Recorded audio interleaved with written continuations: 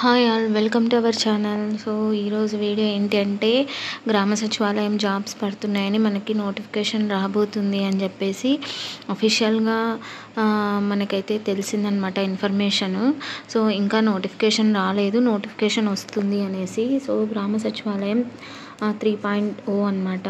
So ఏంటి అంటే మనకి టోటల్గా 3771 పోస్టులు ఉన్నాయి.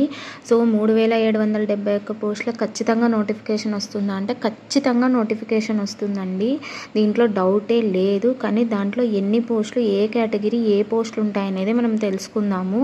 సో దాంట్లో ఫస్ట్ వచ్చేసి టోటల్గా 2778 పోస్టులు మానిటరింగ్ సిస్టమ్కి సంబంధించి రిలీజ్ చేస్తారనమాట.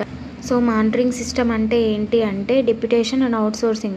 అంటే సచివాలయాల్లో ముందు మనకి వాలంటీర్స్ ఉన్నారు కదా, సో అలాగనే దీంట్లో కూడా ఇప్పుడు సచివాలయ ఉద్యోగస్తులు ఉన్నారు కదా, ఆ వర్క్స్ ప్రాపర్గా జరుగుతున్నాయా లేదా అని కొంతమందిని రిక్రూట్ చేస్తారంట. అది ఇంకా మనకి క్లారిటీ అయితే లేదు. సో ఈ 3771లో 2778 డిప్యుటేషన్ అండ్ అవుట్సోర్సింగ్ కింద మనకి వెళ్ళిపోతాయన్నమాట. దానికి నోటిఫికేషన్ వస్తుంది, మనం దానికి కూడా ఎలిజిబుల్ అన్నమాట. బట్ ఇవి పర్మనెంట్ జాబ్స్ కాదు, డిప్యుటేషన్ అండ్ అవుట్సోర్సింగ్ అనేటివి పర్మనెంట్ జాబ్స్ కాదనమాట.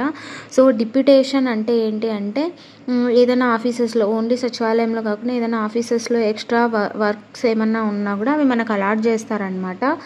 నెక్స్ట్ అవుట్సోర్సింగ్ అంటే మనకు తెలిసిండేదే. సో అవి కాకుండా ఈ డిప్యుటేషన్ అవుట్సోర్సింగ్కి ఎగ్జామ్ అయితే ఉండదు, ఖచ్చితంగా ఇది డైరెక్ట్ రిక్రూట్మెంట్ ఉంటుంది. ఇది ఏ విధంగా వాళ్ళు కన్సిడర్ చేస్తారనేది మనకు తెలియదు. కొత్తగా ఖాళీలు అంటే ఎగ్జామ్ కండక్ట్ చేస్తూ మనకు ఖాళీలు ఏమన్నా ఉన్నాయా అంటే 993 పోస్టులు ఉన్నాయన్నమాట. సో ఈ 993 పోస్టులు అఫీషియల్ నోటిఫికేషన్ త్వరలో అయితే వస్తుంది, ఖచ్చితంగా వస్తుంది. అంటే 100కి 100% వస్తుంది. ఇది మనకు అఫీషియల్గా మంత్రివర్గం మనకు ఆమోదం తెలిపిందనమాట. ఎన్ని ఖాళీలు ఉన్నాయి, ఎన్ని డిప్యుటేషన్కి, ఎన్ని అవుట్సోర్సింగ్ అనేది అఫీషియల్గా చెప్పారు. బట్ నోటిఫికేషన్ రిలీజ్ అవ్వలేదు అంతే, బట్ త్వరలోనే రిలీజ్ అవుతుంది. సో ఈ పే స్కేల్ కొంతమంది ఏమడుగుతున్నారంటే 15,000 ఉంటుందా, 31,000 ఉంటుందా అని అడుగుతున్నారు శాలరీ. అది ఇంకా డిసైడ్ అవ్వలేదు. అది ముందు గవర్నమెంట్ 15,000 2 years అనేసి ఫిక్స్ చేసింది. 2 years ప్రొబేషన్ పీరియడ్ అయిపోయిన తర్వాత వాళ్ళకి శాలరీ ఇంక్రీజ్ చేస్తూ వచ్చింది, 25 చేసి తర్వాత 6 months వన్స్, 1 year వన్స్, అలా ఇప్పుడు అప్రాక్సిమేట్గా 31 వరకు వాళ్ళు డ్రా చేస్తున్నారు శాలరీ. సో మనకి 15,000 31,000 అనేది ఈ గవర్నమెంట్ ఏం డిసైడ్ చేస్తున్నది ఎవరికి క్లారిటీ లేదు. సో అది ఎవరు అయితే చెప్పలేరు. సో వన్స్ ఎగ్జామ్ కండక్ట్ చేసి దాని తర్వాత వాళ్ళు ఏమన్నా జాబ్ చార్ట్స్ కానీ చేంజ్ చేయడము, అలా ఏమన్నా శాలరీస్ ఫిక్స్ చేయడం అనేది ఏమన్నా జరుగుతుంది అనేది ఇంకా అయితే రాలేదు. నెక్స్ట్ ప్రొబేషన్ పీరియడ్ ఎన్ని రోజులు ఉంటుందంటే 2 years ఉంటుంది, ఖచ్చితంగా ప్రొబేషన్ పీరియడ్ 2 years ఉంటుంది. సో కేటగిరీస్ వేటిలో జాబ్స్ పడతాయి అని అంటే కనుక ఫస్ట్ వచ్చేసి పంచాయతీ సెక్రటరీ, వెల్ఫేర్, విఆర్ఓకి వచ్చేసి ఏమైందంటే ఒకప్పుడు ఎనీ డిగ్రీ ఉండేది, మళ్ళీ గ్రామ సచివాలయం అప్పుడు వచ్చేసి ఓన్లీ సర్వేయర్ సర్టిఫికేట్ కావాలి ఖచ్చితంగా విఆర్ఓ అప్లై చేయాలంటే అని వచ్చేసి సివిల్ వాళ్ళు మాత్రమే, సివిల్ డిపార్ట్మెంట్ వాళ్ళు మాత్రమే రాయాలి అని చెప్పేసి వాళ్ళు మాత్రమే రాశారనమాట. బట్ ఈసారి ఎనీ డిగ్రీ, విఆర్ఓకి ఎనీ డిగ్రీ అంటే అది సివిలా, ఎలక్ట్రికలా, ఇంకోట ఏదైనా కానీ ఎనీ డిగ్రీ ఉంటే చాలు, వాళ్ళు కూడా విఆర్ఓకి అర్హులే అనేసి చెప్పారనమాట. సో దీనికి సర్వేయర్ సర్టిఫికేట్ అవసరం లేదు విఆర్ఓకి.